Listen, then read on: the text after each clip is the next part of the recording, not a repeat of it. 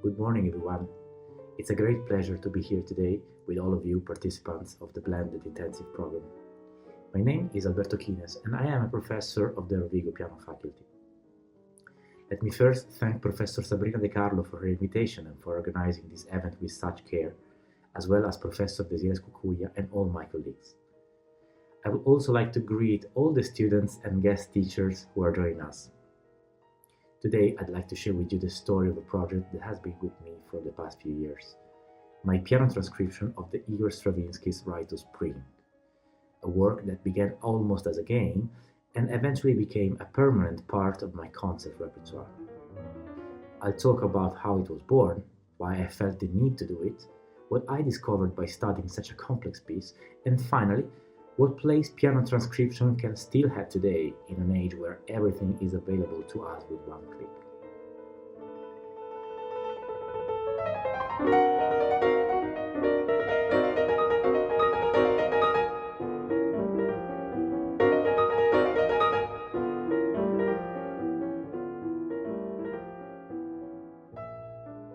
My transcription of the Rite of Spring was born in a very special time, during the COVID lockdown. Like many musicians, I suddenly found myself with an enormous amount of free time, and to fill it, I started exploring a lot of music. Old scores, music I hadn't opened for years, and pieces I always loved but never really studied. Among them was Sam Raffling's piano solo version of the Rite of Spring, which I found in a mountain of scores I had of my piano. I started playing through it just for fun, but soon I found myself completely absorbed. I began asking questions. Can this really work on the piano? What's missing? I listened to dozens of orchestral recordings, took notes, made small sketches, and step by step, my own version started to take shape.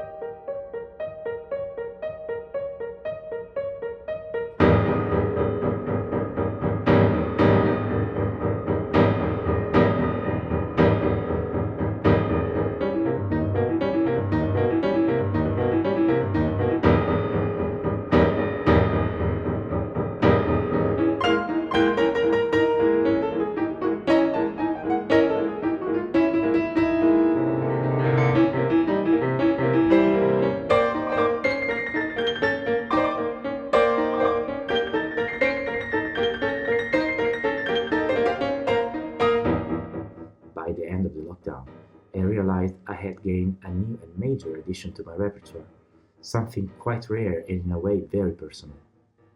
Even though I am not the first pianist to attempt this, it's still something you don't encounter very often in concert programs.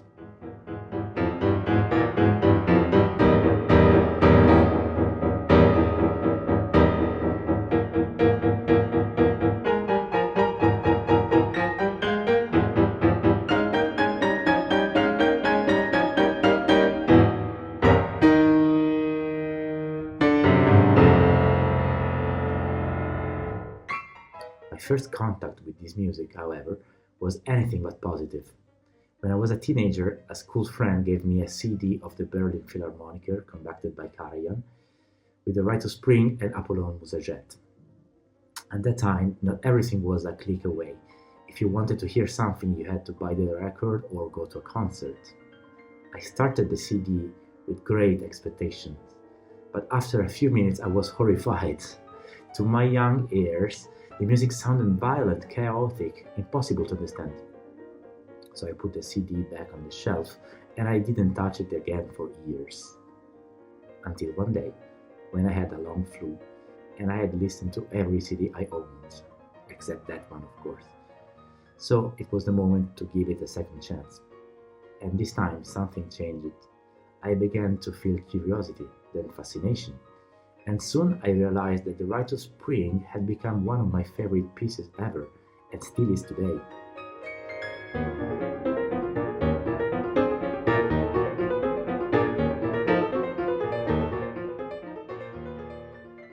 The Rite of Spring was the third ballet Stravinsky wrote for Sergei Diaghilev Ballet Russe, after The Firebird and Petrushka.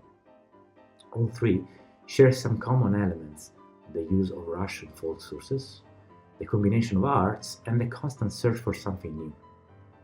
Stravinsky liked to say that the idea of the Rite of Spring came to him while working at the Firebird, and it was a dreamy vision.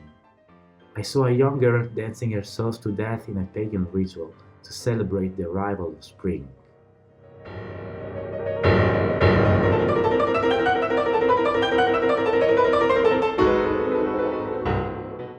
But as often happens with Stravinsky, behind this poetic story there was a team effort.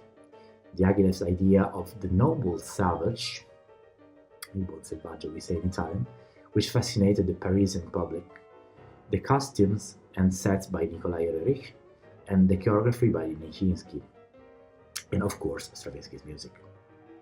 When I finished composing the Rite of Spring, I played it for Diaghilev.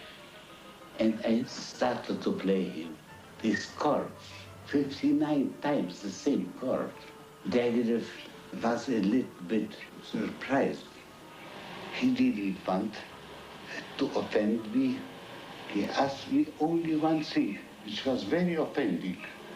He asked me, will it last a very long time this way? And I said, till the end, my dear. And he was silent, because he understood that the answer was serious.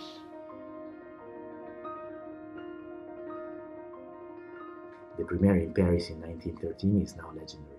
People shouted, fought. Everybody knows that a lot of composers were in the audience, and some were electrified by the piece and others completely hated it, like me when I was a teenager. But with every revolution, time is very important, and time has proved that Stravinsky was right.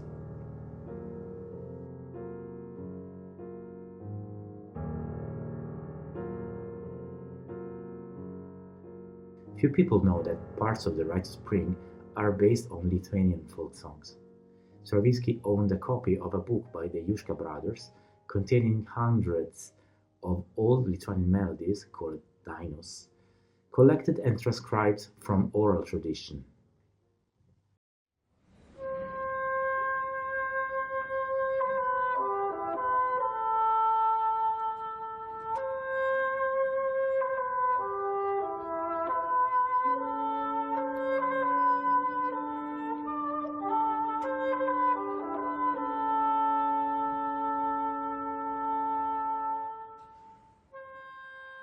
The opening bassoon solo actually comes from the song number 157, as Stravinsky admitted, and you can clearly see it in the score.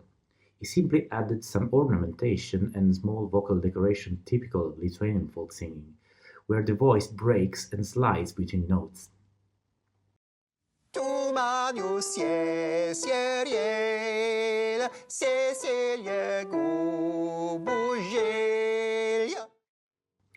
But that's not the only one.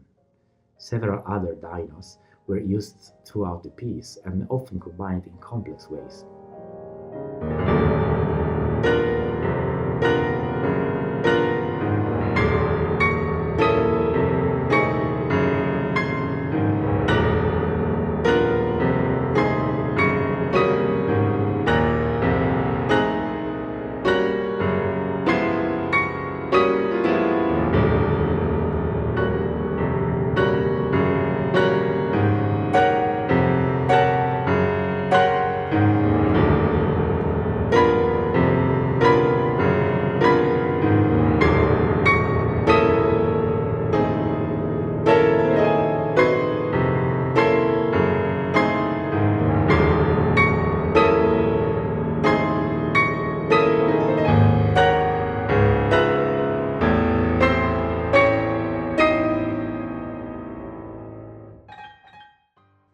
Why Lithuanian songs? Probably because Stravinsky was looking for a primitive, archaic sound, something simple, diatonic, and close to nature. Lithuania, by the way, was one of the last European countries to abandon paganism, and that may have been fascinated him as well.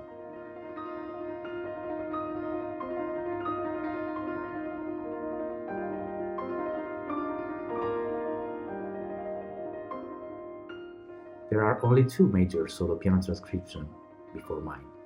One is by American pianist Sam Rathling, which I mentioned before, and it's the one which I first explored.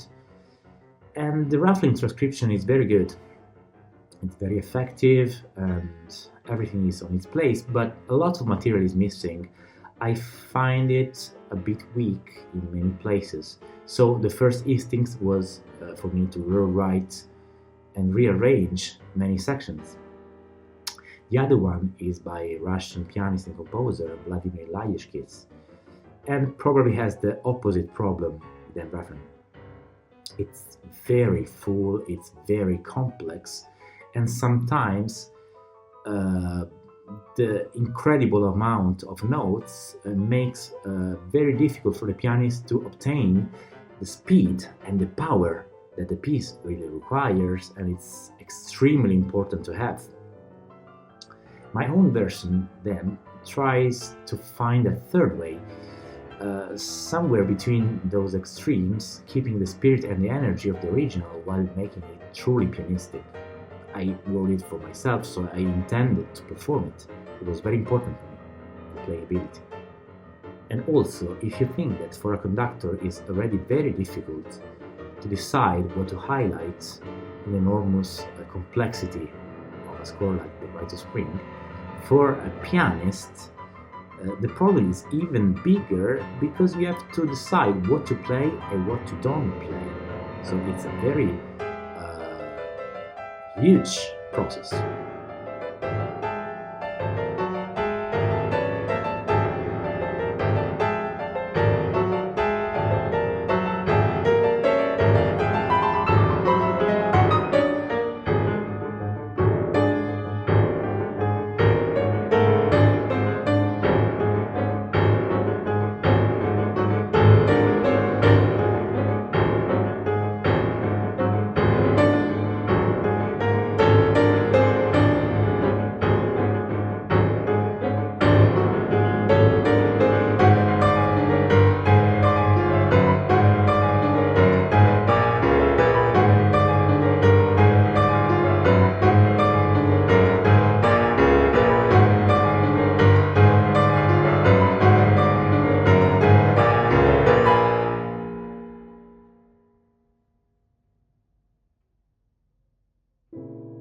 I also have to admit that I found the final shape of this transcription after a few performances.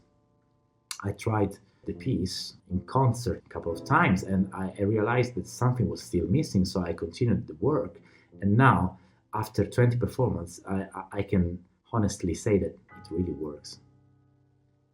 It's fascinating to notice how, after more than 1 century, the piece is still scandalous for the audience. It is still shocking and it pulls the audience into a vortex.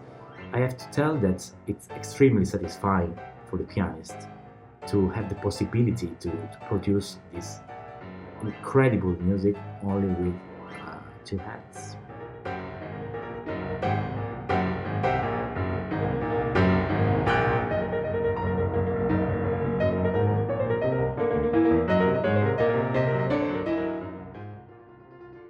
Another important thing for me was finding the right way to organize a program around the Rite of Spring.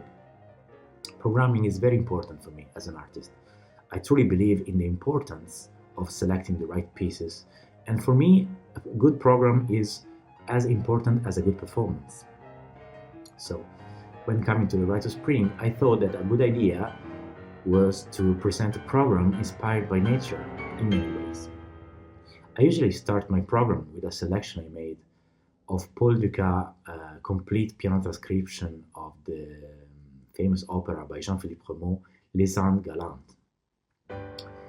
This work has many things in common with the Rite of Spring. The dance, first of all, because Les Angalantes is an opera ballet, and both pieces were written in Paris as a kind of Parisian vibe. Then the exotism. As you know, Les Angalantes has several entrées inspired by a different culture. There are the Savage, the Sauvage, there is the Inca, there is the Persian culture. It's very important, as well as the Russian archaic tribe of the Rite of Spring. Then I wanted to insert something quieter, something warm, so I decided to insert the Beethoven Sonata Opus 28, which is very bucolic. It's probably the less contrasting of the Beethoven sonatas. It has a very tender and warm approach to the idea of nature, and there is some peasant dances, so dance again. And then the Rite of Spring with its raw power and all the beautiful things that can come from such an adventurous piece. The other solution, which I recently had the opportunity to premiere in Padova, is in combination with another great masterpiece of the 20th century. I'm talking about Schoenberg Pierrot Lunaire, Opus 21. As you probably know, there is a piano solo transcription of the instrumental part of Pierrot Lunaire, which was made by Erwin Stein, who was a Schoenberg student. Pierrot Lunaire, it's completely different by the Rite of Spring, but it has in common the shocking side. When Schoenberg came out with this idea, the world was completely unprepared to such a complex piece of music. And I also performed it in Italian. There is a new transcription by Marcello Panni, and somehow it's very faithful to the original idea of Schoenberg, because when he chose the poetries by Giraud, he wanted to have a German translation because he really wanted that people from Vienna understood the words. So, performing Pierrot Lunaire in Italian in Italy is somehow very, very faithful. So, Pierrot Lunaire and the Rite of Spring.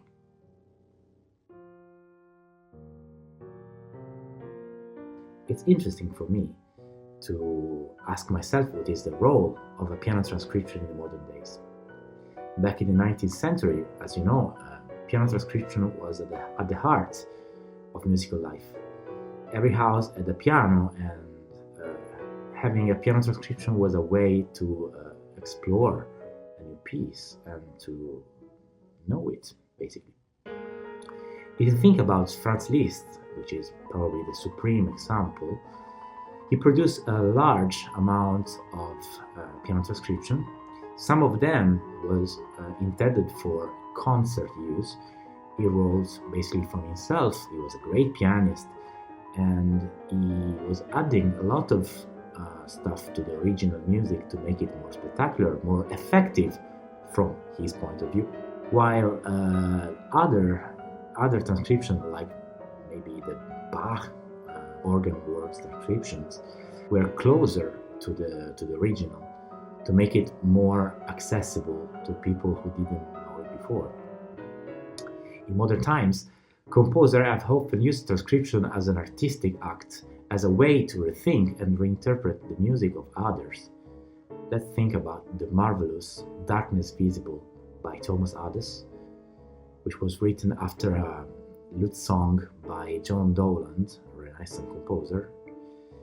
And it's a kind of haunting explosion of the original music by Dowland, obtained by the use of a very strange and fascinating piano repetitions effect.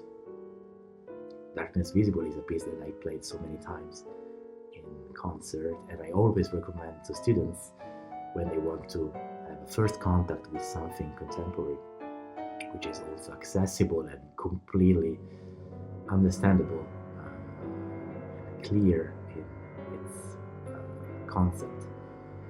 For me, the transcription of the Rite of Spring was probably a mixture of practical and intellectual adventure.